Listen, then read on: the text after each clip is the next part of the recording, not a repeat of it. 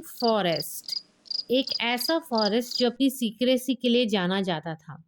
एक ऐसी जगह जहाँ रात के अंधेरे में ट्रीज सीटी बजाते थे, विसल करते थे, शैडोज नाचती थी और जितने भी जीव जंतु वहाँ रहते थे एक अजीब डर के साथ जीते थे। कहानियों में सुना था कि जंगल के गहरे अंधेरों में एक चमत्कारी हीलर रहता है जो हर बीमारी का इलाज जानता है।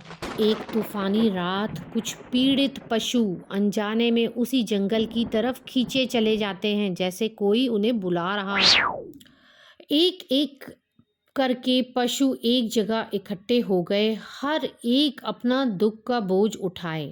लूना एक वुल्फ थी, उसके पैर शिकारी के फंदे में आकर घायल हो गया था, खून बह रहा था। माइलो एक घोड़ा था, उसके पेट में तेज दर्द हो रहा था, कॉलिक की वजह से वो हालात से लड़ रहा था। जारा एक फॉक्स थी, उसने उसके शरीर के बाल झड़ रहे थे, त्वचा लाल और जलन से भरी थी। वहीं टॉबी भी था जो एक रैबिट था, डर के मारे कांप रहा था, छोटी सी आवाज़ भी उससे घबरा जाता था। ब्रूनो एक बियर था, उसके जॉइंट दुख रहे थे, आर्थराइटिस की वजह से हर कदम एक कष्ट था। क्लियो एक बिल्ली थी, उसे खाने से घबराहट हो रही थी, पेट की बीमारी ने उसे कमज़ोर बना दिया था। मैक्स एक तोता था, उसको सफ़र से डर लगता था, उसका दिल बहुत तेज़ी से धड़क रहा था। जैसे ही सब जंगल के गहरे हिस्से में पहुंचे, अचानक से एक बुरी सी आवाज सुनाई दी। एक विशाल अंधेरों से बना शैतानी शैडो बीस्ट फॉग से निकलकर आया। उसकी लाल चमकती आंखें और भयानक दांत सबको थरथरा रहे थे। टॉबी जो छोटा सा रैबिट था वो तो सीधा जमीन पर गिर गया, उसका शरीर डर से जम गया। मैक्स जो तोता था जोर जोर से चिल्लाने लगा।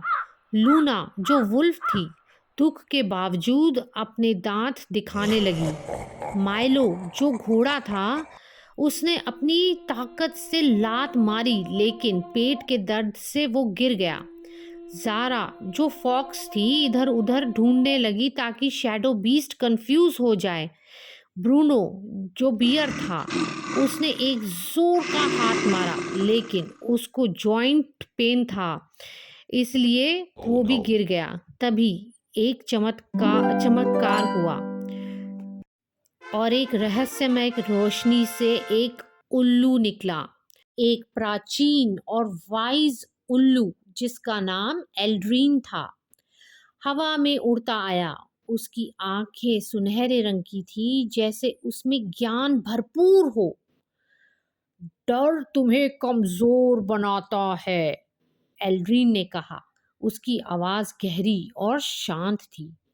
तुम यहाँ अचानक नहीं आए हो, तुम्हें इलाज के लिए बुलाया गया है, लेकिन पहले तुम्हें अपनी कमजोरी से लड़ना होगा।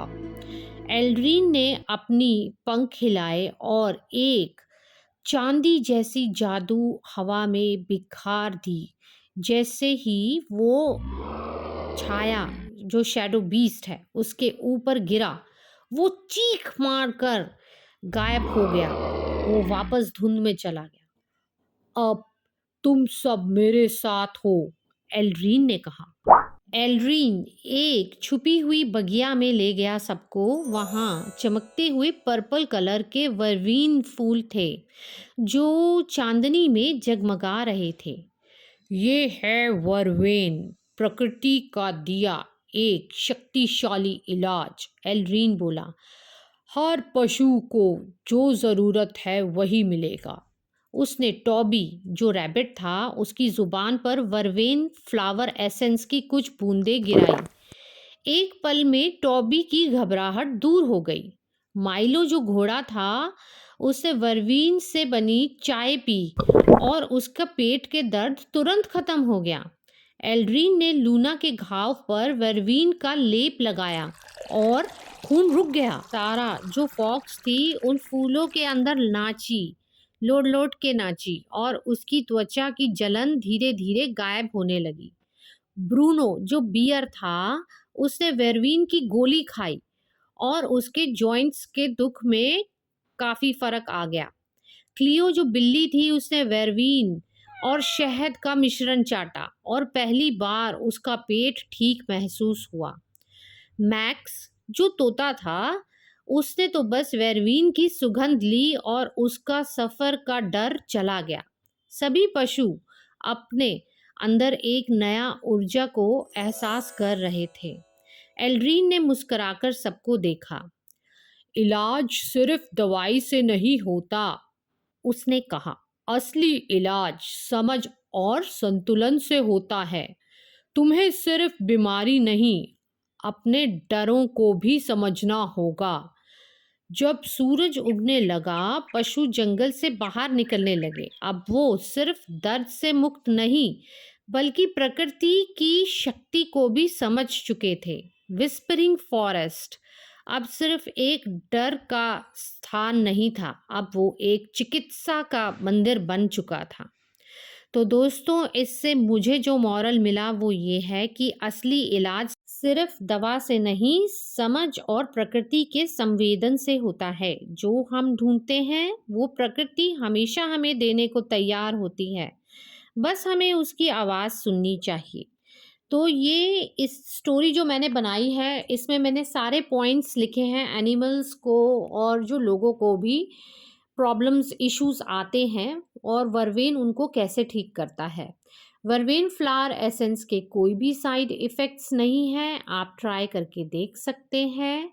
तो आशा करती हूँ ये कहानी आपको या आपके किसी अपने की मदद करे। तो हम कल मिलेंगे एक और बैच फ्लावर के साथ। आई होप आपको ये एनिमल बैच फ्लावर सीरीज़ अच्छी लग रही होगी। अच्छी लग रही हो तो प्लीज़ लाइक पे क्लिक कीजिए। ये मैंने एक नया तरीका सीखा है, समझा है अपने आप से। कहानी के माध्यम से अगर हम किसी चीज़ को समझाएं तो वो जल्दी समझ आ जाती है। तो फिर कल मिलते हैं, तब तक के लिए नमस्कार।